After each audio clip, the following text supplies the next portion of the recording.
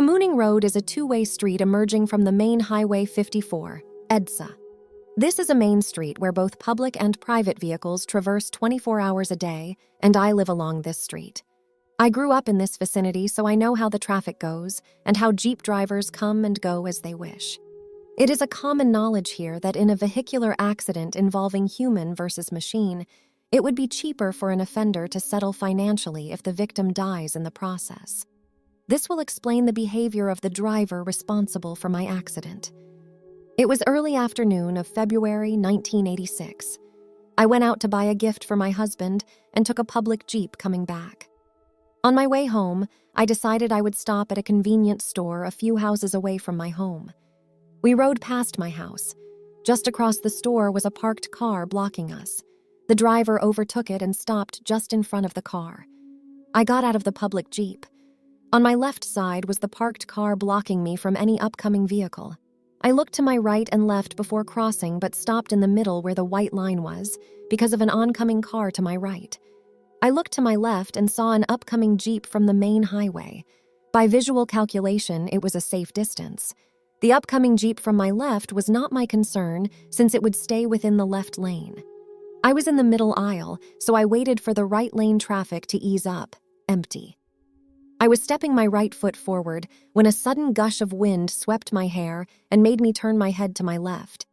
Before I could say anything, the last thing I saw was the upcoming Jeep from the left lane suddenly occupying the right lane and ramming me on my left side waist down. The witnesses narrated how they saw me thrown a few meters away, but the driver didn't stop the Jeep. The horrified bystanders saw me trying to raise myself when I was rammed again by the same vehicle, and for the second time I was thrown like a bouncing ball and landed horizontally on the right lane, motionless. The driver did not stop. Instead, he tried to mow me down. Behind all this drama, something else was happening to me. I suddenly saw myself sprawled to the ground, and there was a silver thread connected to that lifeless body of mine, and to me floating, hovering just above the whole scene. I suddenly heard a voice commanding to move my body from head sideways with my face flat on the ground and straightened my feet. From that perpendicular position to the wheels at that, I watched my motionless body, and I started to repeat what the voice is commanding, move. I saw myself being moved in a split second in alignment parallel to the wheels with the chassis nearly decapitating me. I saw the chassis hitting my head as my face turns to my right. It was like triple scenes happening all at the same time. Me bloody, underneath the moving Jeep in complete alignment between the four wheels. Me above where sounds were tuned out except that powerful voice giving out commands. A family friend who witnessed the accident was screaming, "She is dead," because they saw me being run over by the wheels, with my legs and head in perpendicular position to that of the wheels before that final impact. They failed to see how my body was turned sideways in the same way the Jeep driver failed to finish me off. I was told a compassionate passenger, an old lady, embraced me, guarded me along the way as the driver took me to the hospital. The first hospital denied admission. The driver took my body with him, but the old lady refused to leave me even when the driver tried to dump my body in a remote vacant lot. She pleaded with the driver to take me to a hospital. He brought me to a government hospital and was admitted at the emergency room. I was being wheeled in when I came to be, gasping for air. I was giving immediate aid and underwent a full body scan, X-rays, for fractured bones. I don't know how, but the doctors think it was a miracle that based on the story of the old lady, I survived that kind of vehicular accident without fatal damage, brain, body, bones. As to the driver, he lied about his identity and abandoned me. The old lady who was there with me told the whole story to the investigator about what happened. My husband was informed about the accident and came to the hospital, but the driver had already escaped with the Jeep. I was at the intensive care unit. Only when she saw my husband did she leave. However, I never got to know the identity of this mysterious old lady who stood by my side and protected me from whatever evil plans the driver may have had in his evil mind to get rid of me and evade his responsibility. I was bedridden for a month, and during those days, some things started to change in me, emotionally and mentally speaking. I used to be afraid of losing someone I love, my husband. I began to be assertive. And when before I was a very passive wife, I began to be visible. I cannot say I can tell the future, but I realized I became an angel of doom. Death becomes apparent, and I could sense if it is near, and when I feel its presence, I always pray to God that it passes over the people I love. Signs and symbols of death come to my eyes a day or two before it comes, and I get the confirmation firsthand when it has taken its victim. After the accident, my husband started to brand me as Satanist, something I am not. Heaven forbid, for I believe and worship God. However, my sister said I have a cursed tongue that could put a curse upon someone who deserved it, but when I do, I receive a dose of my own penalty. My mom forbids me to say a final word against anyone after what was a couple of incidents. The good side is that when you asked me to pray for you to have a child, I would pray to God for the woman to bear a child. However, the downside of this, like a forked tongue, there is a consequence and always a final outcome. The woman shall be bedridden while conceiving. She shall give birth only through cesarean, and the child will always be a baby boy. I came to know about this gift only after a woman from a school asked to help her pray for a child because she is married late and wanted a child. I told her a few months from now she will conceive and she will have twins, but she refused and said she only wanted one child. I told her she will have twins, but because she wanted only one, the other child will die. A year after, we met again, and she told me what happened when she gave birth. Another lady who was a tenant in one of my mother's business spaces approached me because she had heard about this gift of mine and she wanted to have a baby boy. I looked at her and told her that if I do pray for her to get pregnant, she will be bedridden and her business will be affected. She laughed at me and said that won't happen. Nevertheless, I prayed, and after a few months she became pregnant, and true to my conditions, she started to have hard days conceiving. Eventually, she had to close her shop because she could no longer attend to the rigors of her boutique because her husband had a job of his own. A year later, I learned she had a baby boy and went under the knife. Meanwhile, then, another lady from the same school asked me to pray for her, which I did. But a month later, she retracted her request, saying she had a new job offer, and this will be affected should a baby come around. I didn't say anything, but 2 months later, she suffered a miscarriage. Her friends said she didn't know she was pregnant when it happened.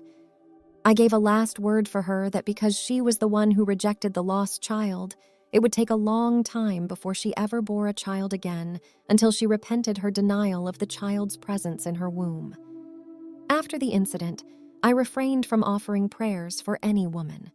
During those years of praying for others, I never got another child except that of my only child, a boy who I conceived while I was bedridden and gave birth through cesarean section. These were my personal conditions which somehow were reflected to all the women I prayed for. My neighbor, Perla, a dentist, likewise was praying to have a baby, and she mentioned this to me half joking to please pray for her. We were standing in front of her clinic, and I prayed for her, and she said others were praying for her too. I told her that her child would be a boy, and she will bear him under the knife. Months later, she did have a baby boy, and she did have an operation. A few years later, I asked her if she wants another child, and she said no, not in the near future, and now the boy is 7 years old and still an only child. After a couple more women, I lay low for a while and no longer entertain women requesting prayers. During 2005, a parent of a student became my friend, Marianne. She would always half-jokingly ask me to pray for her to have a baby boy because she already has a 6-year-old girl. On the side, her sister Tessa likewise asked me to pray for her too. Seeing how serious they were, I did. After a few months, they told me they were both pregnant. I was visiting Marianne and Tessa was there when we talked about the babies in their wombs. I told Marianne the child is a boy and that Tessa has twins. Tessa reacted and said she didn't want twins. I told her if she will deny the babies, they will die inside her. She was offended but didn't take me seriously. A week after Marianne told me that Tessa was angry at me and did not wish to see me ever again. I asked why. She broke the news. Tessa lost the baby the following day and was rushed to the hospital. To make the story short, Marianne delivered a baby boy by cesarean section. She was not pleased that she had to go under the knife. After Marianne and Tessa, I don't want to have anything to do with praying for women to have babies. As an angel of doom, I did it twice and no longer wanted to think about this gift. My sister bought a van sometime in the 1990 NDEs, the latest model of L200. It was barely a year old when Pinky's friend needed a bigger car, so she borrowed the van, and as an assurance, the female friend left to Pinky her car. Unfortunately, the hired driver of this woman had another agenda for the van. He carnapped the van and disappeared. Meanwhile, my sister didn't know about the disappearance of the van and returned the car asking the woman to give back the van. But as soon as the car was returned, the lady also disappeared without a trace. My sister reported the incident, and the anti-carnapping unit put up an alarm for her lost van. I learned about it quite late, when she was already desperate, and so I asked her, "What do you want to happen to your van? Do you want the driver to die, or just for the van to meet an accident without so much hurt for the driver?" She chose the latter, and after 2 weeks, a policeman came to her house to inform her that her van met a vehicular accident somewhere in Cebu, a city in the Visayas. We are in the main island, Luzon, and Visaya is the second island, third is Mindanao. The van was a total wreck after the driver hit a concrete wall, why and how no one could explain. But the driver was safe and was claiming damages from the insurance company. The good side of the story? My sister didn't stop paying the insurance policy of her van, despite the disappearance for almost 3 months or more. The insurance company looked for the person who was holding the policy and was paying for the monthly dues. That was the key how they traced the real owner of the van. But most of all, I never knew I would end up teaching mathematics and science because I never planned to become a teacher. I am a chemical engineering graduate who worked in the field as a shift chemical engineer. However, after the accident, I suddenly found myself totally fascinated by numbers in a different way, and science too.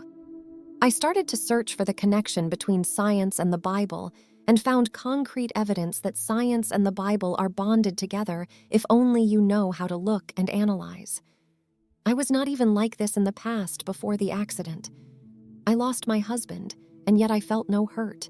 That does it for today's video. Let me know what you thought about it in the comment below.